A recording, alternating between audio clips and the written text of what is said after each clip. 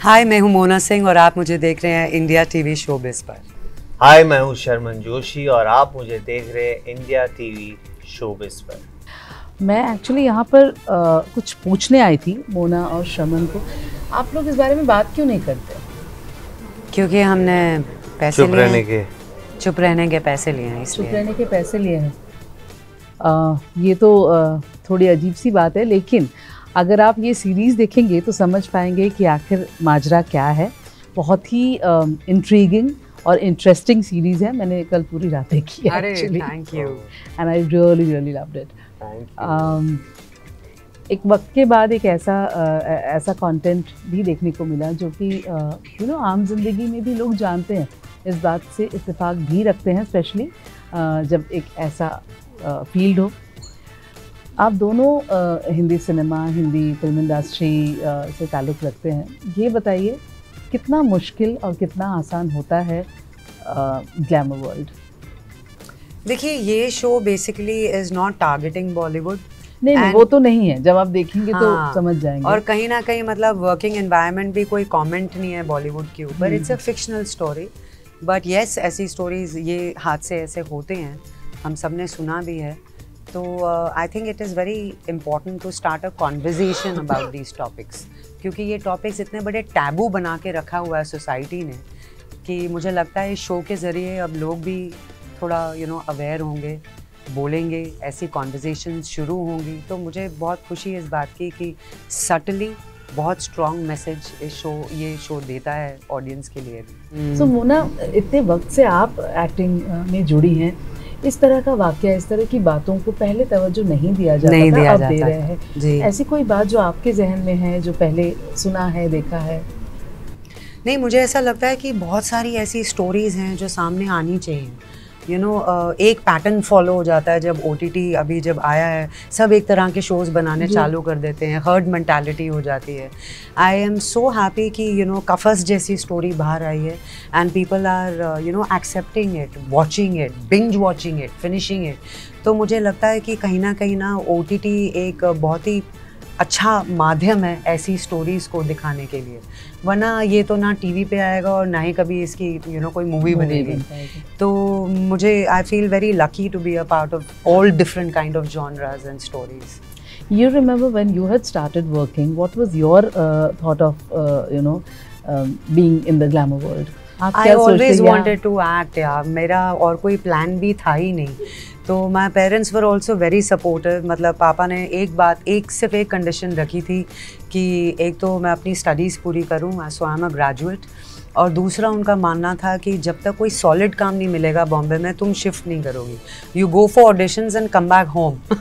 तो फिर जब मुझे फाइनली जैसी मिला, that was a time I moved with bag and baggages to Bombay, and then I finally called my parents also.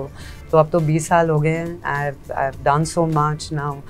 जब पीछे मुड़ के देखते हैं तो एक अजीब सा एक अचीवमेंट वाली फीलिंग होती है कि खुद अकेले इतनी बड़ी इंडस्ट्री में आके आपने खुद के लिए नाम बनाया, काम किया, and people call me a selective choosy artist, so I love all this. तब भी मीनिंगफुल काम किया था, अभी करते हो जी। मतलब आई स्टिल रिमेम्बर जैसी कोई नहीं, I was waiting for the face to come out. कौन है ये लड़की, किसने अपने चेहरे को इस तरह से बदल दिया? जी। So that challenge also you had taken. It started from my very first show, and you see after my first show only I realized कि भाई अब कोई ना साधारण सा काम नहीं करेंगे, you have to be part of something extraordinary, something different, and something which also inspires people to do something in their life or about their lives. Very true, very true. Sharman, आप अपने एक्टिंग की शुरुआत जब आपने की थी, वो वाक़या अगर याद करें? गुजराती थिएटर से हूँ मैं। बहुत सारे अच्छे प्लेस का हिस्सा बन पाया मैं, और थिएटर के ज़रिए से मुझे मेरी पहली फिल्म मिली। सत्यदेव दुबे साहब ने मेरा नाम रेकमेंड किया विनय शुक्ला जी को, the director writer of godmother, और वहाँ से मेरी शुरुआत हुई। गॉडमदर मेरी पहली फिल्म थी। चंद्रा जी ने मेरे थिएटर के काम के बारे में भी सुना था, और फिर उन्होंने गॉडमदर भी देखी थी और उन्होंने मुझे कास्ट किया स्टाइल के लिए, मोना, टीवी हो गया, फिल्में हो गई, OTT हो गया, I know platform doesn't matter, I mean जहाँ तक काम की बात है। सो ये जो सफ़र है, इसे कैसे देखते हो आप? यार मेरे लिए बहुत ज़्यादा एक्साइटिंग रहा है, एंड एज एन फिल्ममेकर्स भी ऐसे एक्टर देखते हैं आपको, मतलब वैसे फिल्म मेकर्स आ जाते हैं मेरे लिए बहुत एक्साइटिंग रहा है ये phase. You know, this whole transition from TV to OTT has been beautiful and very very gradual. मतलब मैंने ज़िंदगी में कभी नहीं ऐसा बोला कि मैं टीवी नहीं करूँगी, मैं टीवी छोड़ दूँगी और it's look down upon, no not at all, but the transition has been brilliant. मैंने थिएटर भी कर लिया, शोज़ भी होस्ट कर लिए। आई थिंक मेरे लिए हमेशा मैं ये सोचती थी कि एक लाइफ है यार, जो कुछ ट्राई करना है कर लो। जिस चीज़ से सबसे ज़्यादा डर भी लगता है ना, वो भी ट्राई कर लो, क्या होगा ज़्यादा से ज़्यादा। If you think of the worst thing then you won't be that scared. तो I have faced my fears, I have done my thing, और अब बस यही है, I am hungry for all different kind of roles that I haven't done. कभी rejection face किया है ज़िंदगी में? अरे बहुत रिजेक्शन फेस किया है, बट उससे कभी निराशा नहीं हुई। हमेशा ये लगा कि I need to up my game, I need to up my game, I need to do something else, I need to learn something else. And I think that is one reason you stay relevant for 20 years. If you're willing to take the leap of faith, you're willing to let go of the past succeeded shows, you know. Very true. तो मतलब मैं ऐसी नहीं हूँ कि मैं जस्सी के बारे में ही बात करती रहूँगी। I have moved on, but yes, that show gave me everything in life. But यही है कि I try to do different roles every time I get an offer. Very true.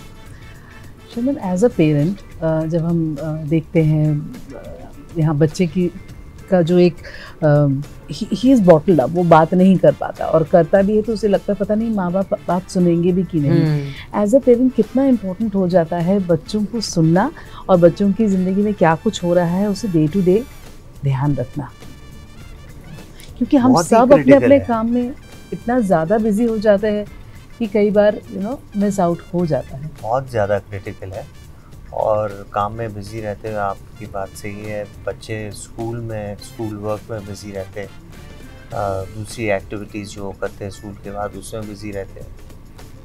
तो पैंडेमिक के दौरान तो बहुत टाइम मिला सभी को एक दूसरे के साथ बिताने का, लेकिन जब वापस नॉर्मल लाइफ शुरू हो गई तो यही चैलेंजेस आ गए दोबारा।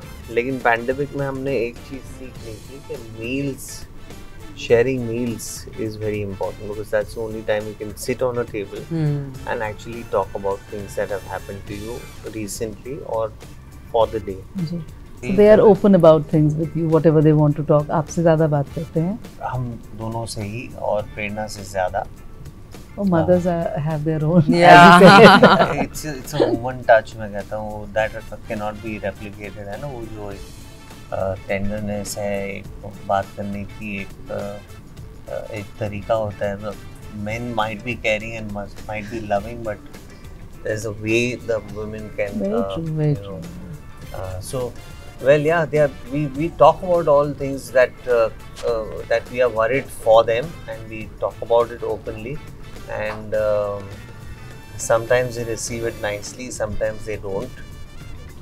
Part of the game. That's the constant struggle.